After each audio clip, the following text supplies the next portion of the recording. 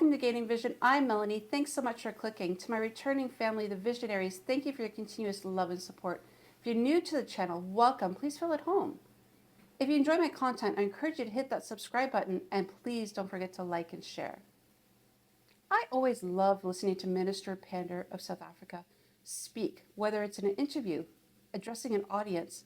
And the reason for that is she's articulate, confident, and clear. She doesn't hold any punches. She speaks her mind and she tells people as it is, but in a very professional and politically correct way. This was no different recently when she spoke at the Dilemmas of Humanity conference, where it was an audience full of trade union representatives from across the globe. She spoke on so many powerful topics, and I could go on for hours just on what she had said, but I'm going to focus on a few things, a few points that I think are really relevant to our time. She mentioned how the AU had put up a proposal to have Israel sit as an observer in the African Union. Right away, she put her hand up and said, absolutely not. South Africa will not stand for this, as Israel is occupying land and as well as oppressing the Palestinians. She said that she went around the room to ask people for support, and many did not. But she did have it tabled for now and continues to say she will continue to fight this. I begin by saying the world is a very troubled place, and I don't want us to pretend that it is easy. It's not. We are faced with a very challenged world. I realized this when in 2021 I was sitting in a summit of the Executive Council of the African Union, and it was whispered to me that the African Union Commission chairperson had issued an invitation to Israel to become an observer at the African Union. Imagine my horror. I decided at that moment that I would raise my arm and would propose that this decision be rescinded. I walked around the room seeking supporters. Of the 54 nations, I got 3. And I include SADC in that. But nevertheless, this is not going to happen. I therefore lifted my arm and said I wish to table a matter. I have learnt of this, and as South Africa, we object to it, and it must not be implemented. We want our leaders to discuss it. And we will never accept it as South Africa, and while we appreciate the role that the Organization of African Unity played in us achieving our freedom as South Africa, this decision of the AU Commission chairperson will make us consider whether we can be present in the African Union. I thought I would get support from many of the countries gathered in the room. But what I discovered is that countries that are oppressors, that continue to be colonial occupiers, are using financial muscle to provide grant in aid to African countries and secure the depoliticized support of African countries for these oppressive nations. Among them are Israel and Morocco. They're playing a very negative role in Africa. She then went on to talk about the tragedy that's happening between Palestine and Israel currently. She also reminds people that over the last years, when everybody was focused on Ukraine and Russia, she continued to say, don't forget the question of the Middle East, because she knew it was coming to a head. Minister Pandor said a very powerful statement. It's not the issue of the action of the Hamas, but the issue of freedom and justice for Palestine. Powerful words. She called on the media to make sure there was proper coverage of it, as well as she called upon the trade unions to take a stand, to stand up and fight, whether it's refusing to unload cargo from Israel for one day. And comrades, I'm being frank here because you, in this room, you are supposed to be trade union leaders, many of you, or you lead progressive organizations, and you are failing in your duty to convince governments in Africa and all other countries of the South that they cannot tolerate such situations. It can't be left to us as members of government to be the ones that take up these issues with no word from progressive organizations. This is intolerable and cannot continue. So I'm hoping out of this conference that you are going to decide, rise up, rise up, rise up. Don't say what's Comrade Melanie doing. That decision on Israel hasn't been implemented, and it won't be while I'm still there. But what are you going to do? You should be talking to all progressive unions worldwide. The unions in the United States of America, weak or strong, should be making it clear to President Biden they don't appreciate his statement, which has led to the slaughter we are seeing today. The union movement in the United Kingdom should be doing the same. If we know our work, I have no idea what has happened to our organizational capability. Because as South African leadership, our trade union movement was able to marshal under the worst oppressive chains. We were able to marshal international solidarity of a kind that has not been seen since the struggle against apartheid. Where have all these progressive leaders gone and why? Why are we not able to organize? Why are we only sitting in a room as 300? There should be 3,000 here. There's something wrong, and that's why I'm saying we're in a troubled world. And we need to recognize that the world has shifted. Because what has happened is, in a determined fashion, progressive values and principles have been hacked and hacked and hacked, and it is now difficult to find a voice of the left. And we need to revive. We need to organize. We need to be smart. We need to be strategic. And one thing I've realized is making good speeches does not assist. I may feel good that I had the right rhetoric at that platform, but if the next day my rhetoric has not led to action, my speech was useless. So I hope out of this, NUMSA is going to lead a process where Comrade Irvin Jim and Comrade Chirwa will meet with their counterparts in all unions, whatever they are, and say, as South African trade union movement, let us lead. Let us lead. Let us agree for 1 month. None of our unions are going to lift any Israeli goods out of any transport. Just one thing. And let us see whether our leadership has convening power or not. This week coming, a number of proposed resolutions are going to come before the United Nations. We must keep our eye on that process. We must ensure it's the right kind of resolutions. Today, the people of Palestine need of help. They need medical supplies. They're unable to bandage wounds. They cannot provide help. Médecins Sans Frontières is doing a good job. They're absolutely there, but they are also being decimated. What are we going to do about that? Let's ask every South African. There are 62 million of us, they say. All of us must donate one thing: food or medical goods. And let us persuade an airline to take them all to the Egyptian border with Palestine and deliver those goods. Let's do something, comrades.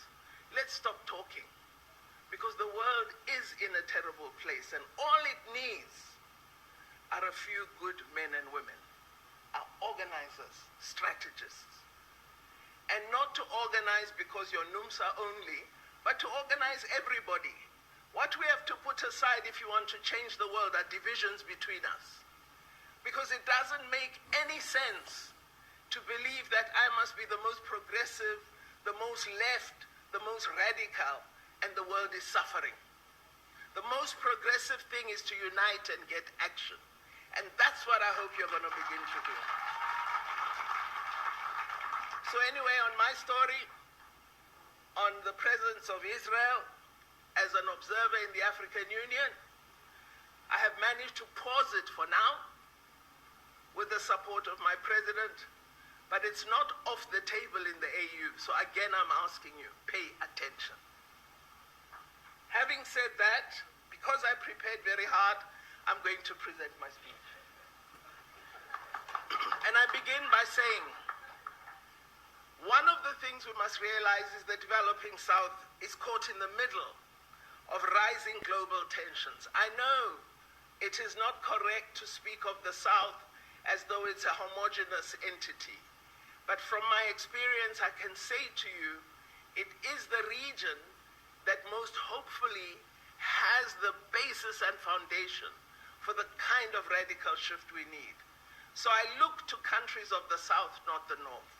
And I think it's important that we do that. What we are seeing in the world is an increasing pushback against the forces that seek to promote collective action, international solidarity, and global cooperation. We see the re-emergence of tendencies toward right-wing nationalism, unilateralism, and populism as an ongoing trend. Comrades, another assignment, engage the media. Why is it all right for a Palestinian journalist to be murdered, but it's not okay for a journalist from Canada to be murdered? What kind of value system is that? We've been silent about Shireen Abu Akleh. She was murdered before our eyes. The media today, since the period of the embeddedness of Iraq, totally without objectivity, except Al Jazeera. That's the only one. The rest, I'm sorry. But you need to be active proponents of an objective media that informs, that is balanced, and that tells the truth. Not a media that lies and tells you a quarter of the story. So we've got to address all these things. What we see in the globe today is widening inequality. And we know that the economy of the globe continues to deliver inequitable and unjust outcomes. Developed countries have selectively opted out of the observance of international law, while they continue to insist that rules must be implemented by developing countries, even at the cost of providing services to their people. Just last year, Ghana was facing an incredible financial meltdown. They approached the IMF. And this year, the IMF has suddenly reported that Ghana is going to see amazing growth after they received loans from the IMF. But nobody is examining, do the children of Ghana have classrooms? Do they have teachers in those classrooms? Are they able to go to hospital and get treatment? Are the people of Ghana getting housing? Because the first target of IMF loans is public services. So it's important that we look not just at what support is provided, but at the quid pro quos that governments have to make in order to have access to that funding. Or if it's coming together to rally together, to have a stand, to make sure that everything going on in Palestine and Israel is not for naught. We know that this is happening over and over again.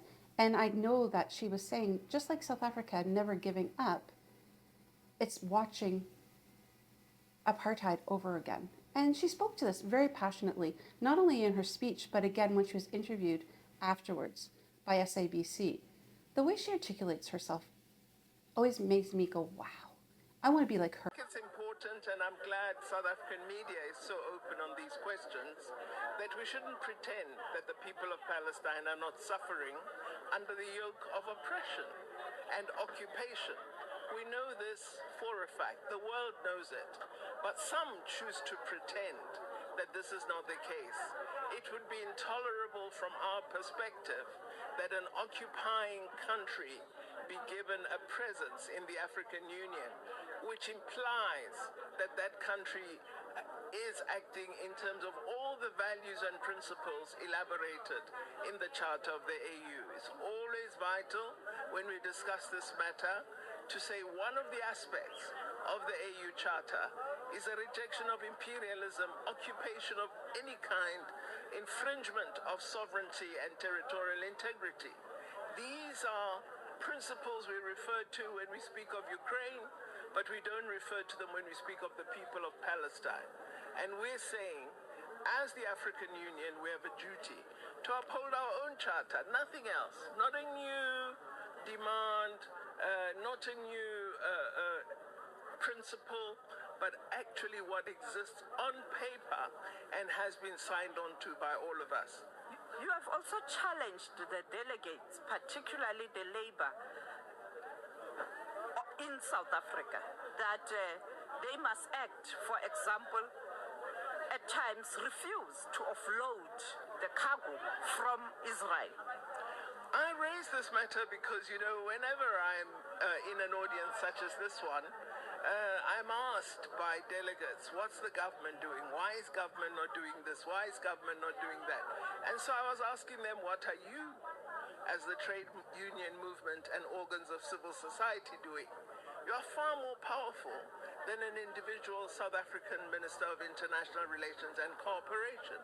Use your organizational muscle to unite and do more. They've been able here, NUMSA, to bring over 50 organizations from all over the world, Puerto Rico, United States, all over. Why are they unable to organize a global protest against what's happening to the people of Palestine?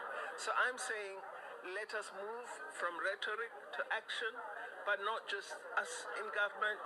I'm saying us as organized progressive forces of the South. And finally, Minister, you've been there, you've been the face of South Africa. You have been communicating the foreign policy of South Africa.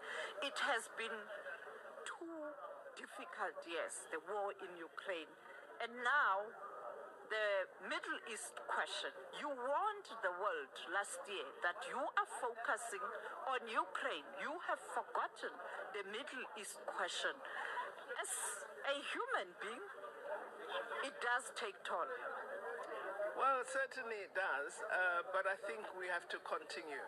That's the one thing that South Africans have learned from their struggle, that you don't give up. You continue to struggle, and that's what in Southern Africa is our common slogan, A Luta Continua. So it's important as minister, but also as our government, as the governing party, the African National Congress, our leadership, President Ramaphosa, we must not forget to constantly refer to the terrible condition of the people of Palestine.